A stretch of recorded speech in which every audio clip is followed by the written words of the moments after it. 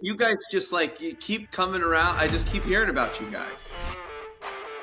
And I might need to tell Ryan to cut that up a little bit and just put it in my audio for my phone. First of all, I love the game. I had a passion to play the game, not only football, but I love the game of golf. And what it lends to a person and the friendships you develop on the golf course. It's been a pleasure being on the drop. I wish you guys all the best down the road. As someone like you have that golf itch like a lot of us do. I keep track of you, and you are moving. You are on the move. So listen, I'm a big New Jersey golf guy. You're very kind, Mike, and you too, Ryan. It's a pleasure to be on just a couple of Jersey boys here talking about something we love. All the best. I really enjoyed it. This is the Drop Podcast where we talk golfing in the Garden State. I'm Mike Poro, and this is Ryan Coulott. What's up, Drop Pod people? Welcome back to Interview Thursday. Mike and I here.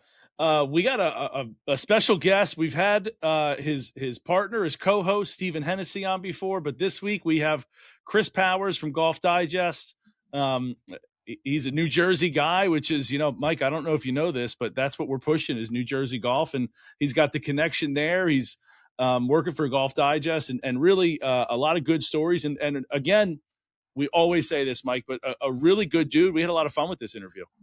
Yeah, I mean, you want to talk about a guy that's well connected, that's right here at home. Who better? Steve was one of the best, and Chris is right behind him as well. So two good guys. Definitely a fun interview. Yeah, for sure. So without further ado, here's our interview with Chris. Enjoy. Think about your caddy on the course. Their job is to take decisions and stress off your shoulders so you can focus on the shot in front of you. For the Drop Podcast, that's where Thrive comes in, your trusted partner in technology outsourcing. Just like a great caddy, Thrive knows the course ahead. They lift the burden of IT off your shoulders so you can stay locked in on what matters most, running your business. The truth is, 1/3 of businesses will unknowingly hand over sensitive data to thieves this year. And when it happens, it's not just files at risk. It's your customers' trust, your bank accounts, even the very foundation of your company. The damage can be catastrophic, and you often won't realize it until the ransom demand is sitting in your inbox. That's why your business needs Thrive. At The Drop, we rely on their managed security services to proactively protect our network, monitor threats around the clock, and give us the confidence to focus on our work. Because when it comes to cybersecurity, it's not a matter of if, it's when. Get your no obligation security recommendations and consultation today at thrivenextgen.com/thedrop. That's thrivenextgen.com/thedrop. All right, so today's guest is Jersey's own Chris Powers, senior writer for Golf Digest and co-host of the Loop podcast. Chris, thank you so much for coming on today's show. Thank you, boys, for having me. Yeah, Chris, excited to have you. Always good to have another fellow podcaster. That's right. Fellow Jerseyan as well. Yeah, that's true too. That goes without saying here. Yeah, of course. Obviously, we've kind of crossed paths indirectly in a lot of different ways. We've chatted with your buddy Steve multiple times, and I think it was kind of inevitable before it was your turn to kind of put you in the hot seat to kind of discuss some things, especially when you're talking all things golfing in the Garden State here. But before we dive deep into a lot of that, give the audience a little bit of a background about you, how you got into this game, why you decided to make it a career, and where the writing aspect came for someone like you. Man, that's a loaded one to start with. Love it. Probably started playing, 5 years old, club in my hand, playing the game, 8, 9 years old, taking it seriously, high school. And then, I always want, if you go back to my 8th grade yearbook, I think Jim Nantz was the goal, be Jim Nantz, be a sports broadcaster. But I was a pretty good writer, went to college for communications major, journalism, University of Rhode Island, and kind of fell in love with, I guess, the idea of being a sports writer in college. And then right out of college, actually during college, got an internship with, I'm sure you guys are familiar with the Metropolitan Golf Association, the MGA. They're based in Elmsford, New York. Was an intern there for, 4 years, pretty much for 3 summers in a row, home home from school, interning there, kind of driving all over the tri-state area to tournaments, all the local qualifiers, kind of inputting score, like doing like grunt work, inputting 9-hole live scores, walking with groups, walking literally, I'm not even making this up, walking with Cameron Young at the Met Junior, and literally inputting his live score. This is back in like 2014. And then also, I would write about it afterwards or get to interview these guys as I sort of worked there for a couple of years. I got to start doing more content stuff there. But yeah, and then got promoted to a super intern there probably in 2015. Does that mean you just get extra large coffees now instead? Or? Exactly. And it was paid, but yeah, that was the title, and wasn't just, they weren't making me, I had a great experience there, but they weren't making me full time. And I kind of was just like, I need to go get a real job. This was after college now. It was a real job, but it just wasn't like a full-time role, even though I was going there every day, 5 days a week. So ended up, I don't know, kind of stupidly saying, I'm out. I need to go find a real job without having a real job. Probably the dumbest thing you can do. Any young kids out there probably should have something lined up before you piece out on something.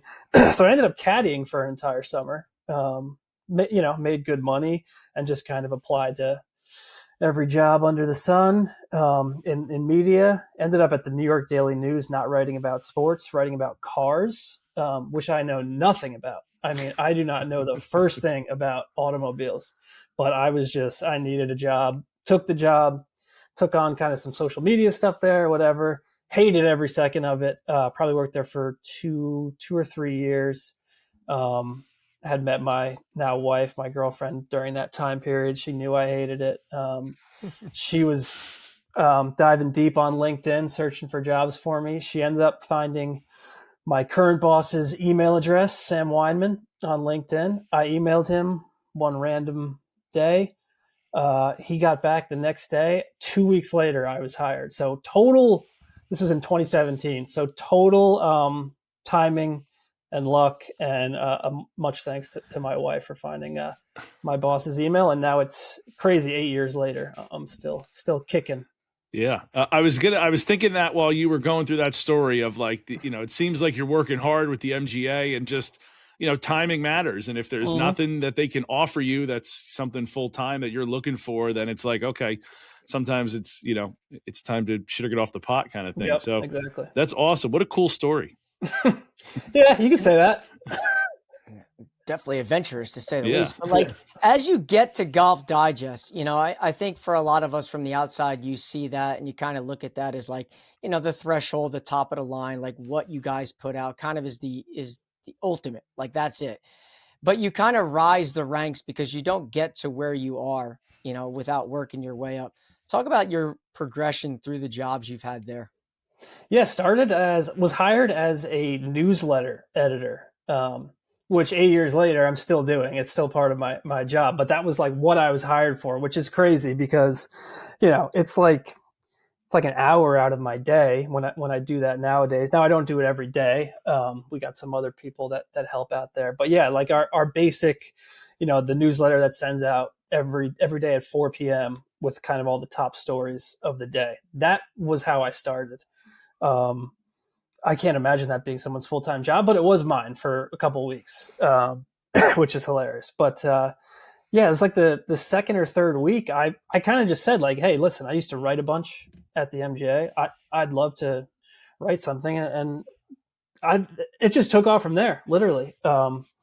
Started writing stuff every day. Some stuff, we have these analytics sites that kind of show what pops, and I thought I was doing pretty well in that department. I thought I was a good headline writer, have kind of an eye for what's going to pop on the website. And yeah, that has blossomed into, being a voice, I guess, on golf social media. I don't want to give myself too much credit, but yeah, now I do a bunch of stuff. I do, I'm all over the main Instagram page, a lot of social media stuff, a lot of video stuff, much more to come in 2026, as you guys, I'm sure know.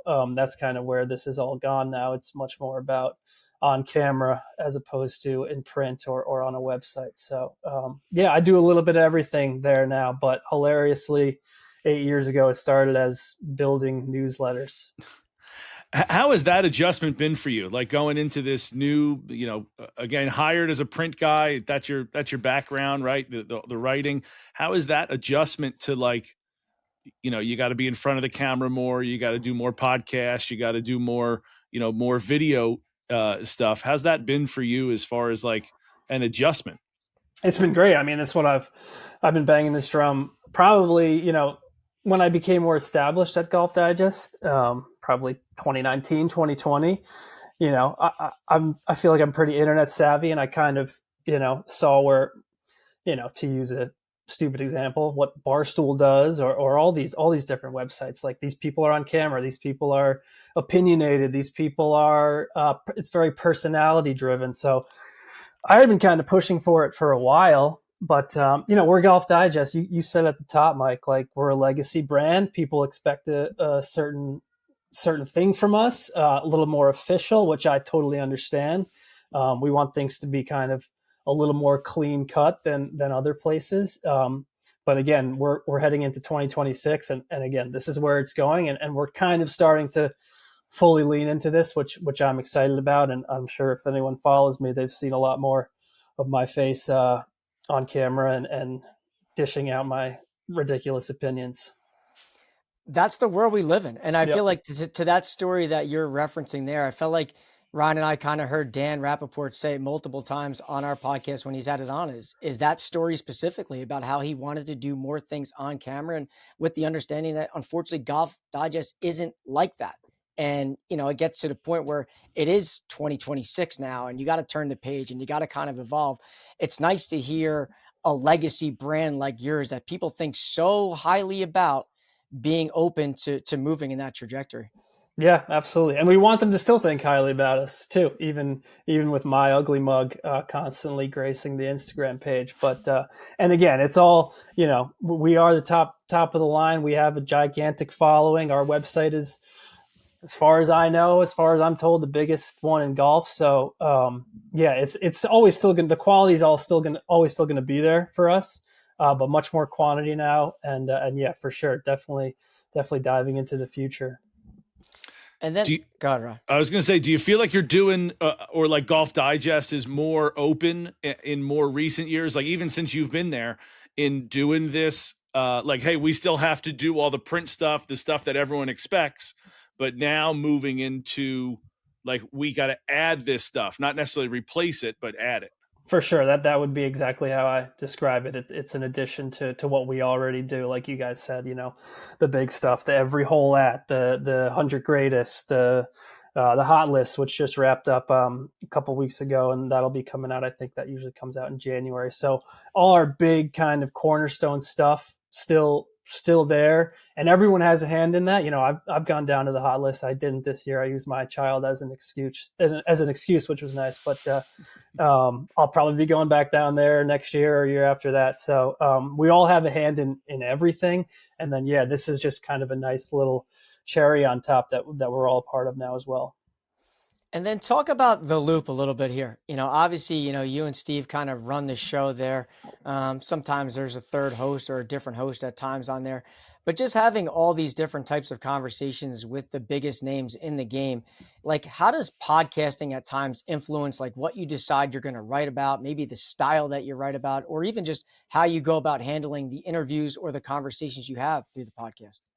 Well, shout out to Alex Myers. He's our host, so we got to give him a little credit. He's kind of our maestro, but yes, Steve and I try to show up every week as well. That's a good question. This week is kind of the perfect example.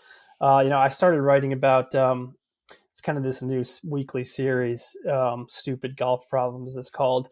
Just kind of stuff I see on social media that pops up, maybe debates people have. I'm sure you guys see the incessant debates about from golf burners, like what to wear, what not to wear, how to act, all that nonsense. So kind of just trying to dive into that like corner of the internet and sort of answer those questions or have those debates or talk it out in kind of the written form.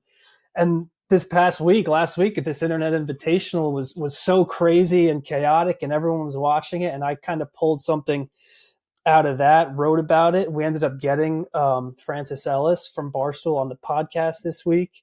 So we always have a podcast post that we promote and try to pull, I guess the sexiest quote, so to speak, to get people to click on that link and then hopefully go listen to the podcast. So it kind of sets the table for the whole week, the podcast. We try to always record Monday, Tuesday. We have a lot of different segments now. And yeah, between the column I wrote Monday and then the podcast posts, like that's been what I've done the last 2 days. That's kind of the focal point of the job. And then the rest of the week kind of plays out, especially when the PGA Tour is cooking, as just kind of news of the day type stuff. Are you going, more than 5 days a week? Like, because the PGA Tour is on the weekends, so you got to be, updated on what's going on there. What's like the I guess work-life balance like at a job that's like yours?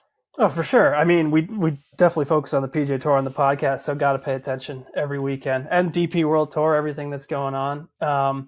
I would say since having a kid, since becoming a little more established, it's major weeks are 7 days. I'm not going to say 24 hours like I'm an open heart surgeon, but major weeks, it's always on. If anything happens, someone's going to be there. Someone's going to be able to write about whatever needs to be written about. And you kind of just have to be on ready to roll. Back when I started, it was 100%. I kind of cursed myself when I said I want to start writing. Then they gave me everything at the very beginning for like the first 2 years, which that's what you need to be doing when you're kind of starting out. You got to take whatever they throw at you. So I was writing.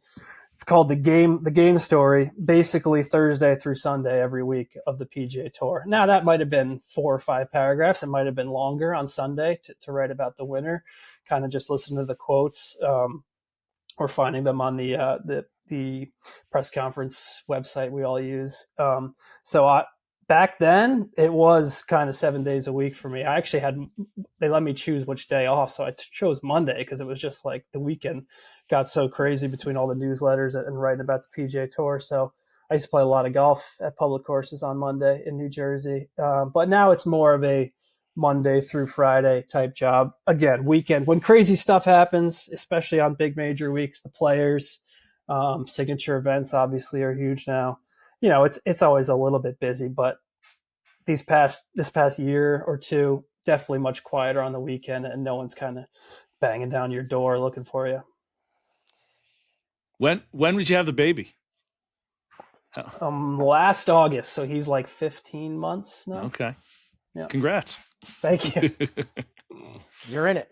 You're in it right now. You're in knee it. Knee deep. He's running around all of a sudden. So opening every cabinet in the house, opening the toilet. So it's a whole new world right now.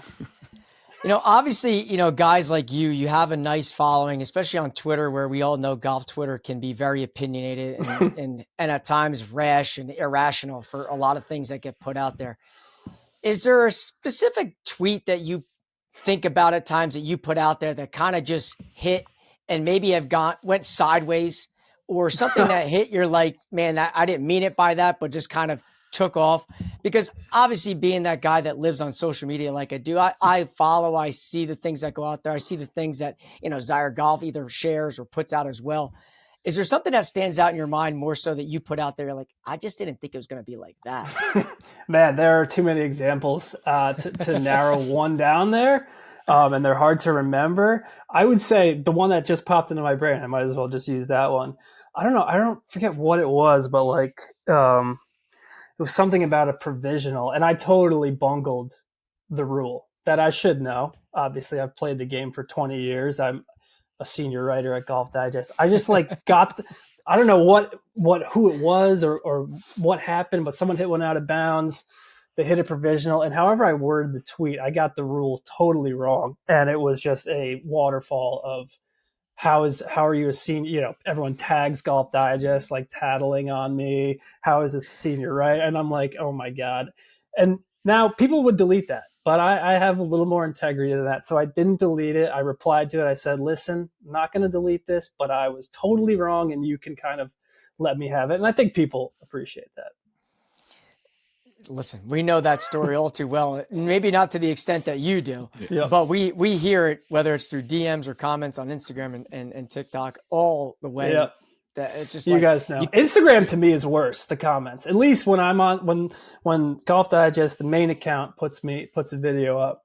I've stopped looking because I could go back and forth with people all day. I've been shit talking people my whole life, my buddies. That's just how I grew up. It's Jersey. In high school. It's Jersey. Like but on the internet, people will go all day long with you and they won't give an inch. And Twitter people seem to understand like a little bit of sarcasm and joking. Instagram, to me, I don't know if you guys agree with this. Like, I don't know, sarcasm kind of gets blurred there a little bit, and people take everything very literally on Instagram. So I've kind of stopped engaging on Instagram. Yeah, I can't do that. I like to engage with every single comment, every single DM. I am like all That's in. good. That's why you guys are big on Instagram. You want to have a conversation with me through comments. I am all about that. It's like you got time. You want to say I'm wrong, and if I'm sitting around doing nothing, we're gonna have a 60 comment thread going on one meaningless post. But I know what you're saying there. Obviously you talk about you playing golf as well, right? You enjoy playing. Tell us a little bit about your golf game. And obviously you like to get out there on Mondays or when you can at times. Like, talk a little bit about your golf game, where it's at. Is it in a good spot? Is it not? This is an interesting one because I've talked about this on my podcast a bunch this year. For the last like 2 or 3 years, it was in one of probably the darkest place it's ever been. And I was still keeping it at like 6-7 handicap. Because 6-7. I didn't even mean to do that. I'm sure you guys are teachers. I'm sure you guys are hearing that every day. I just had a great my insides short game. Are burning right now. I've always had a good short game. But I was like hitting one, I'm sure you guys know it. I'm sure everyone listening to this knows, like that 220 yard, like banana fade off the tee for literally like the last 3 years. And it's just like, it's such an emasculating feeling. It's a depressing feeling. Like, I love my co-host Steve Hennessy. This is not a shot at him. The guy hits it 250, 260 yards, but like being 40 yards behind him, it's like, you can't be in a darker mental place. And he would agree with that. So I was really struggling, but I could still shoot 84, but you guys know when you're just scraping it around, and you shoot an 84, you're like, that probably should have been like a 92 if I had a bad short game. Like it's just no way to live.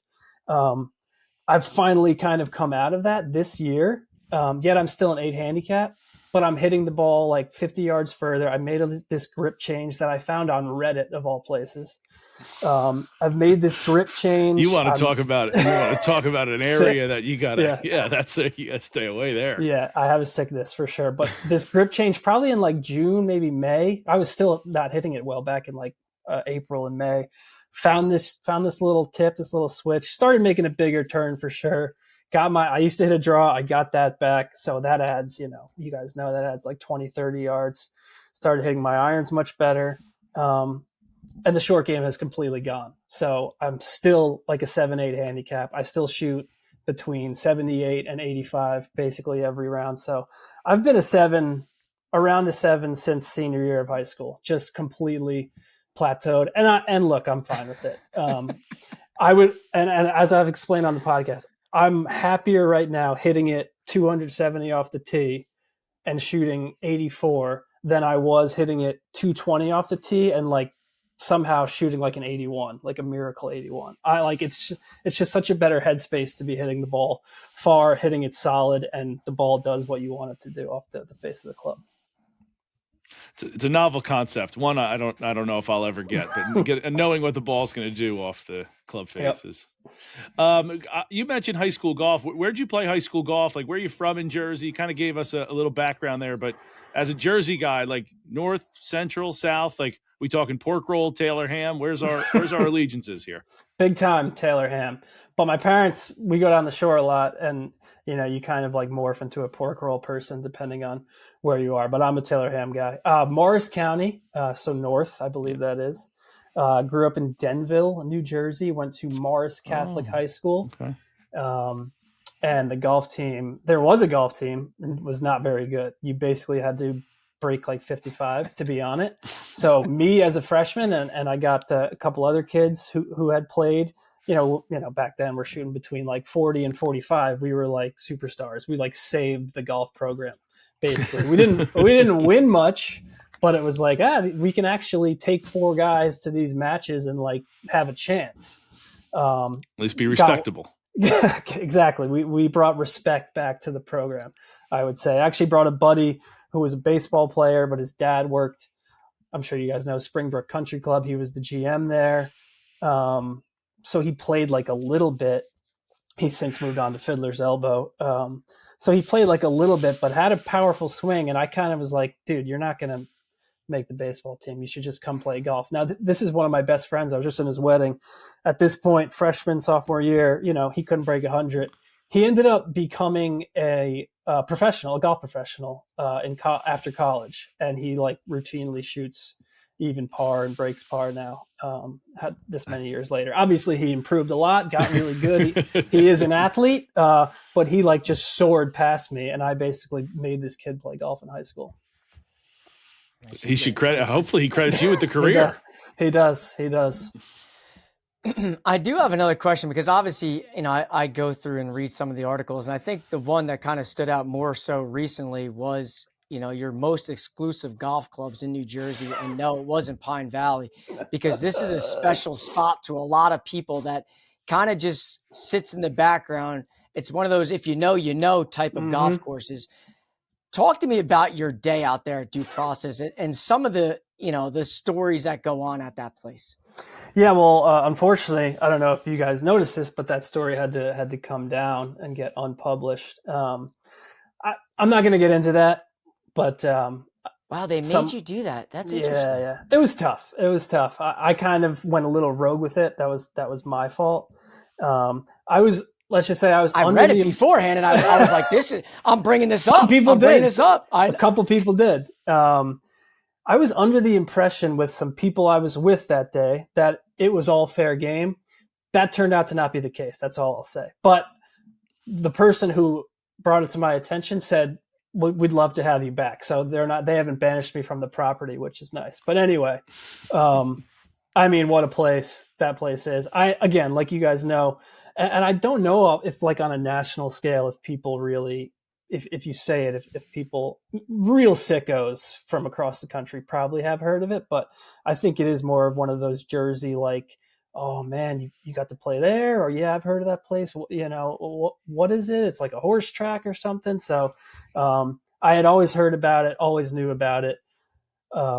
Finally somehow got through the gates through my dad. My dad gets me on more courses than Golf Digest does, believe it or not. My dad's very well connected in the golf scene around New Jersey. So he knew a guy who knew a guy, the most New Jersey sentence ever. And yeah, we got through the gates, and it was incredible. Everything I had heard about it, there's no rules. You can wear whatever you want in the clubhouse. It's this amazing vibe. You can order whatever food you want. Everything was true. They got the horse stables and all, whatever you want. All of that was true. Golf course was pretty solid because I had always heard like the course is fine. I enjoyed the course. I had no idea that Johnny Miller designed it back in the day with someone else. I forget who. And then I think they ended up tweaking it like in 2010 or 2014 or something like that. Type of place I could see myself playing every day and really enjoying. But yeah, it was kind of everything I had heard and more. Man, that's funny they had you take it down, because I've seen a lot of like randos, and maybe because you're Golf Digest, it just kind of echoes things a little louder. But I have seen a lot of TikToks about people playing there, little videos. Me too. I had searched before to be like, okay, it looks like it's fair game. Yep, and me too. And I'm stunned by that, because I read your article too, and I'm like, I'm definitely bringing this up because I've got to play there years ago myself, and I just was in awe of the place. And then now I see it start to circulate on TikTok. I'm like, oh, wow, okay, maybe they're coming around. But now to hear they took your article down, I guess I got to. Well, I tweeted out a picture. They did not make me take that down. So I don't know. I think it was I posted some videos in that article. And there was some things in the video that they didn't want out there. Gotcha. Listen, I get it. Listen. It Ryan and I have come across it. Some places are all about having us there, and they don't want any video. Take as many pictures as you want. No videos, no playing golf, nothing. So we've come across that as well, which I guess I still kind of struggle though in the day and age that we live in, because it's like any press is good press, whether someone says bad or something good about it, just kind of makes people engage about it. But yeah, some people are very protective about their golf course. Not the first time and not the last time I'll be slapped on the wrist. So yeah.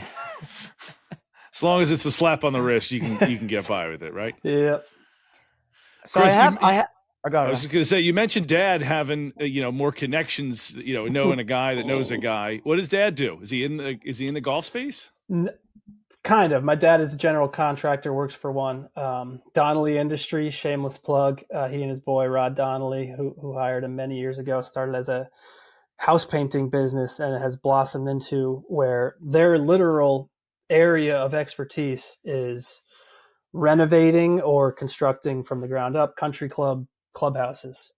So many of the ones in New Jersey that have had recent renovations, there's a very good chance that Donnelly Industries did it. Mountain Ridge would be one of them. Crestmont, I know. I used to work for my dad as a guy in the field, like doing the sweeping of the floors and demolitioning stuff when I was in high school. So I was in a lot of country clubhouses that I never got to see the end of, just kind of was there for the early demolition part. Canoe Brook is another one. Again, I could name them all. That's a beautiful. Mike and I were fortunate to get there. They did a beautiful job. They did an amazing job. They do amazing work. They're literally building all of the buildings at Trout National right now. So that is a Donnelly Industries job. So they're just very in that world, well connected, and that's why. Again, that's how I played Pine Valley, was through my dad. Due Process, Hamilton Farm, like we could go on and on there too. And any besides Augusta National, it's all my dad who gets me onto these nice golf courses. Well, big time supporters of New Jersey golf, Donnelly Construction. So I mean, that's another connection. How they get around. They are. I know they are. I see their name tagged and everything. There's tournament sponsors. They're very involved. Oh yeah.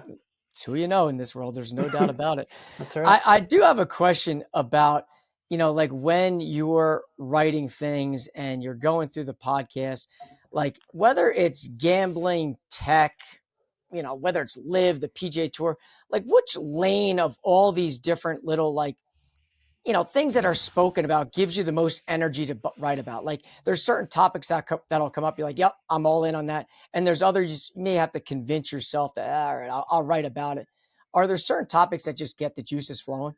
Yeah, controversial ones for sure. For me, I love the controversy, as we all do in the media. It's kind of typical stereotype, the worst type of stereotype. That's what we live for, but it's true. That's what drives the content game. And yeah, of course, gambling. Although I've had a brutal year, and on those years, I hate talking about it because I hate talking about money I'm about to lose. I personally can't stand the live discussions from the very start.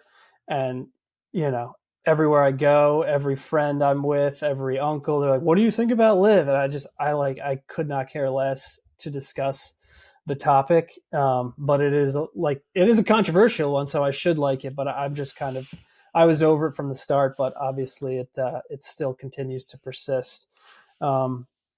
But yeah, controversy, rule stuff. I love talking through the rule stuff. I love talking through the etiquette stuff as I've started to do more with these stupid golf problem columns. I enjoy the golf Twitter burnerverse, as wrong as many of their takes are. Stuff that happens on social media, viral stuff, anything like that gets the juices flowing. Did Pelosi cheat? Oh my God, 1,000,000 trillion %. Would you consider what Paige did cheating? Yes. I thought it was worse, and I thought, she's very lucky that the slope thing happened about 5 seconds later. Yeah, that was a tough watch. I can't lie. When I was watching that, and I was like, man, for two people that just know, frankly, the rules, to be kind of in that like gray area. Very tough. And if they do it on camera and they know millions are going to watch, I can't imagine what they do off camera. Yeah, I agree. Even though I think that event was phenomenal. I think it was fantastic. That was the only episode I watched. I'm not even lying. Like I didn't watch the first few. I figured I would catch all the pertinent clips on social media, but the way they were selling that finale, I was like, all right, I'll tune in. And it was absolutely worth it. Yeah, there's no doubt about it. Well, I got 5 rapid fire final questions on my end that I just want one word answers. Okay. I don't need an extension or a sentence or a paragraph that I know you'd like to write a time. So I got 5 questions and I'm done, and I'll kick it to Ryan to not fire this thing off. But here we go. Favorite guest you've ever interviewed on the Loop? Stephon Marbury. Favorite golf course you've played in New Jersey? Somerset Hills. One dream guest you'd love to book on the podcast? One word. Tiger Woods. Favorite PGA Tour event to cover? The Players Championship, by far. And New Jersey's most underrated golf course?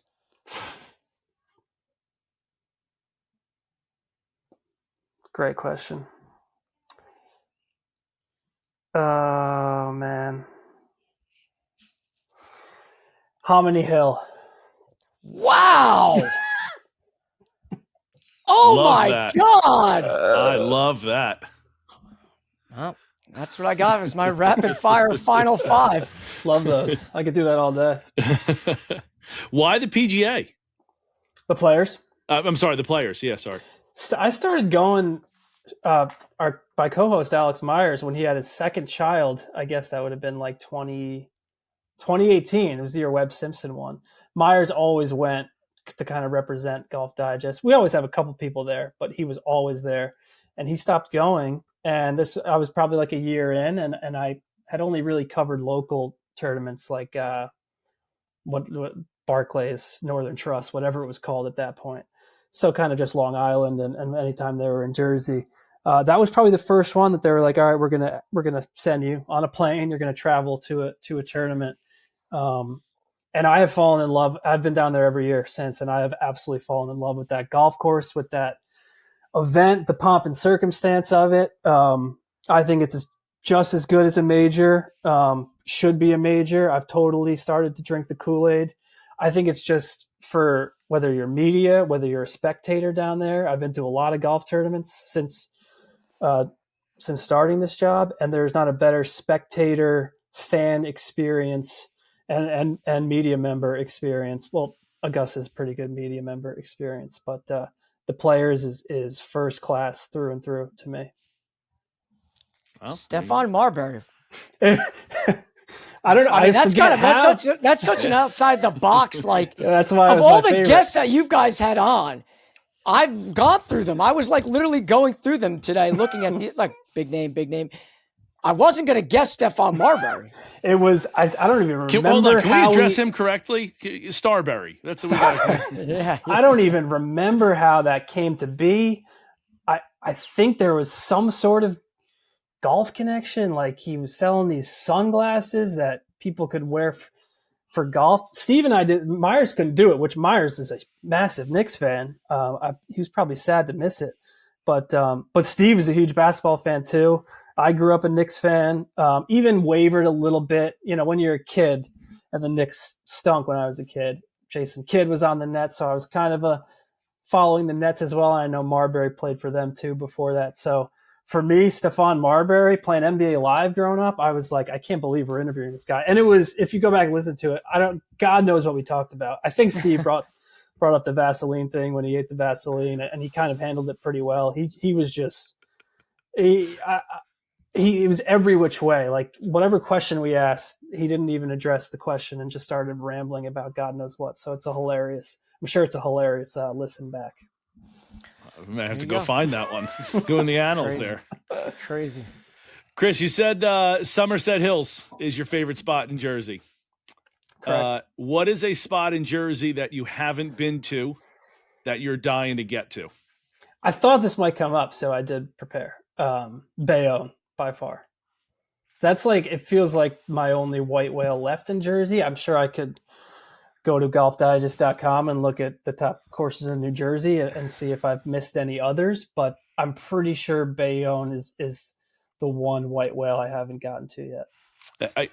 I was wondering, because that's usually a Mike question, and I was wondering where you were going to go, because someone who's in your job with, you mentioned Dad's connections that's got you there. Like, I would imagine there's not too many places that you're like dying to get to. So I was interested where you were going to go with it. Dying to get back. I'm always dying to get back to Somerset. I drop everything I do when I get that invite. Dying to get back to Pine Valley because I shot a trillion when I played there. But yeah, Bayonne is the one that has eluded me so far in life. Have you been down to Trout yet? No, I will get the look eventually. I'm hoping for an early look due to my connections. We'll see. But I have not been down there yet, no. I did hear that they closed up shop for the end of the year. They had some media come out there in early October to come out. They did. But then, I know they had like a weekend early of golf. October, literally one. Yeah. Yep. They had a couple people out there for like a weekend. Yeah. When I saw all those things going out there, don't think I didn't DM everybody and their mother to see if Ryan and I could go out there, but they said we'll try again early next year. So nice. Listen, I appreciate you hopping on. It's kind of a long time coming again with talking New Jersey golf. You born and bred right here in the States, so I appreciate you hopping on here for a few minutes. Thank you guys for having me. Like you said, long awaited. It's worth the wait. Good stuff, Chris. Hey, good luck the rest of the year. We'll chat with you soon. Appreciate it.